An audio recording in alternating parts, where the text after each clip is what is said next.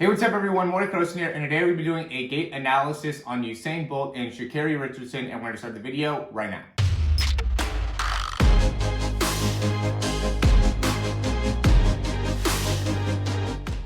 Okay, so I thought this would be cool to do just because I got a comment recently talking about how walking could impact sprinting and, really going in depth about, should I even be walking? Does that make you slower? And in some cases, yeah, it does actually make you slower just because if you're not utilizing the right walking mechanics, it could have a negative impact on you. And, just by watching myself and looking at how I walk, I could see some of the things that are different between, my walking style in comparison to both Usain Bolt and Sha'carri Richardson. So we're going to go a little bit more in depth into that. So we have Usain Bolt here on the left, and it's not a perfect video, honestly, on the left side. I've watched a lot of videos of him walking. I just like the fact that he doesn't have any shoes on in this video, so I think that helps in being able to see kind of like how the toes are moving and more information about the toe off. And then you can also see me here on the right. So, big thing that stands out to me about Usain Bolt, and this is when that cameraman ended up hitting him, is, he really doesn't take long strides, right? For somebody that is 6'5", he really is pretty short with his strides, which I think is really interesting. And the other big thing that stands out to me is, he's really quick, especially on this left leg. Watch what he does. As soon as he toes off here, he immediately goes into knee bend, right? So see how he's toeing off?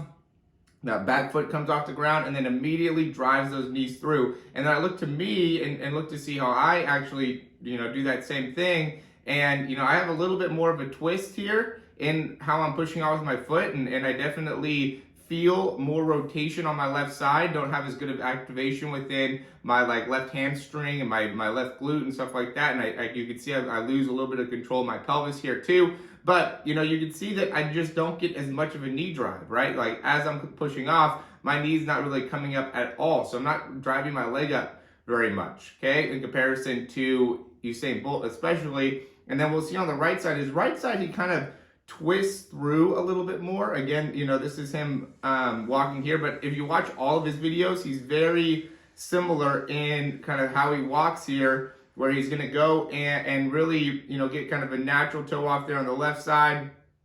And then the right side, he wants to kind of almost twist that foot out, it seems like. We're going to go back a little bit. So this would be a good example of a step, right? Because he's not really even trying to turn or anything here. If anything, he's almost walking more to the left side. Okay, and watch when he pushes off with this right side here. And you can see how he ends up turning. He still has that knee drive, but he ends up kind of just turning out his foot a little bit. Very short still with the stride, but I just thought it was interesting to see that he really kind of toed out there. And the big thing that, compared in comparison to me and my gait is just the knee drive, right? So if you're a sprinter watching this, I'd say when you're walking, you really want to be pushing off the ground and drive that knee up, right? And not so much forward. So I can see for me, what I do is I almost drop my knee forward as I'm pushing off, right? Where I need to be pushing off and driving that knee up. So that's something I'm going to start changing in my walk, is I'm going to be, trying to drive that knee up and then making sure I really get a good amount of extension before I touch the ground, right? Because he immediately goes into, that knee drive and then a lot of extension of the leg, and then is pulling back down even before his foot hits the ground, right? So you want to make sure that you're getting that extension in that leg and landing right up underneath you. Now, I don't necessarily know if you want to be a little bit quicker with your steps. I might try to quicken up my steps a little bit, but that also seems like something that could be beneficial for you. Real quick, before we go into Sha'carri Richardson's GAIT analysis, if you like the information so far, go ahead and click that thumbs up down below. Subscribe to the channel if you haven't already. And if you have any questions, comments, recommendations, you go ahead and leave those down below, and we'll hop right back in the video. Okay, so we're going to do the same kind of comparative analysis here between Sha'carri Richardson this time. And the big thing that, again, stands out, look at how fast she goes into knee drive, right? As soon as she pushes off the ground, she immediately goes into driving the knees up and extending with that leg. And really, again, on the left side, does it really, really well. So to me, I think if you're, looking to be a sprinter, looking to improve your speed, what you just need to be able to do, because, when I'm stepping here, yeah, I go into knee flexion, but I really don't drive the knee, right? You can see that they really drive the knee up.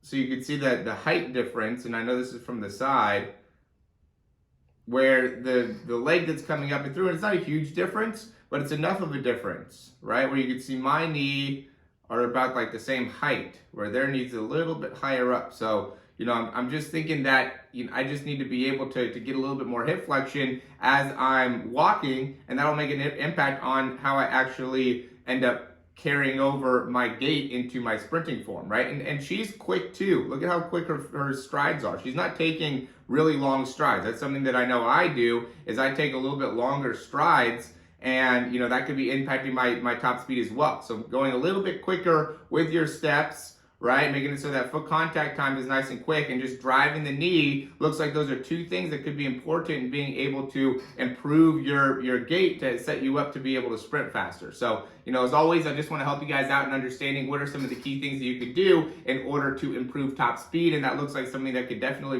be beneficial for me. And again, looking at my own gait, one of the things that really stood out is that rotation. So as I'm going in and pushing off, you can see how I rotate with this foot, right? And that's impacting how my left hip is working. And I definitely feel issues in my left side. And so, being able to look at this and see this gives me another thing to focus on and to think about when not only walking, but also when I'm running.